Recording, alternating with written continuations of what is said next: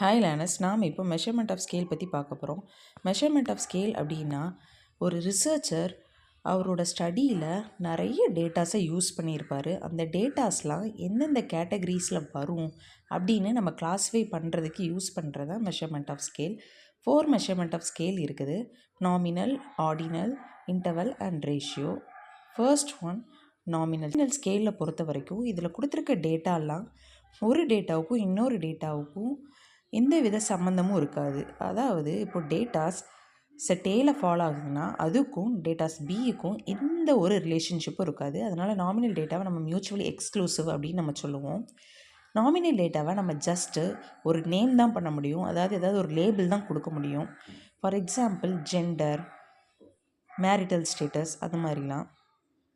இதில் ஜெண்டர் அப்படின்னா male and female, அந்த மாதிரி நம்ம 2 கேட்டகரியில் கிளாஸிஃபை பண்ணுறோம் அப்படின்னா, ஸோ இதில் ஒரு கேட்டகரியில் வர்றவங்க இன்னொரு கேட்டகரியில் ஃபாலோ ஆக மாட்டாங்க.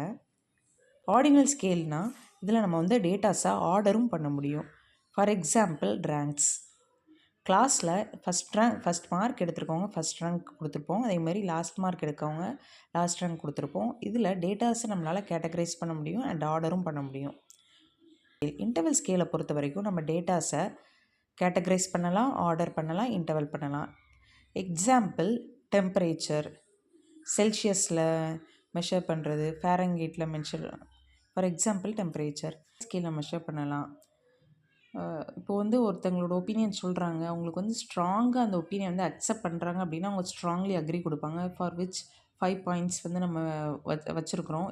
அப்படின்னா ஸ்ட்ராங்லி டிஸ்அக்ரிக்கு நம்ம 1 பாயிண்ட் கொடுக்கணும்.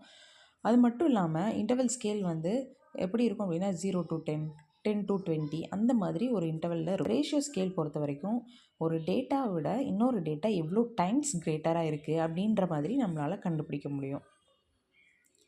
For example salary, height, weight அதெல்லாமே ரேஷியோ ஸ்கேலில் வரும்.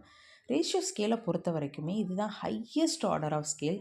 ரேஷியோ ஸ்கேல்ஸில் ஃபாலோ ஆகிற டேட்டாவை நம்மளால் இன்டர்வலாக, ஆர்டினலாக அண்ட் நாமினலாக கன்வெர்ட் பண்ண முடியும்.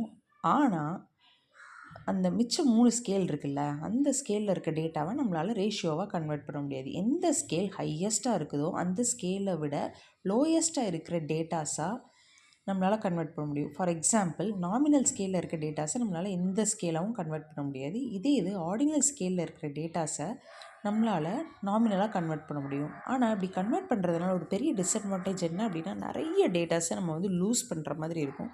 ஸோ அது ஹைலி ரெக்கமெண்டபிள் இல்லை. ஆனாலும் தேவை அப்படின்னா நம்ம கன்வெர்ட் பண்ணிக்கலாம். தேங்க்யூ.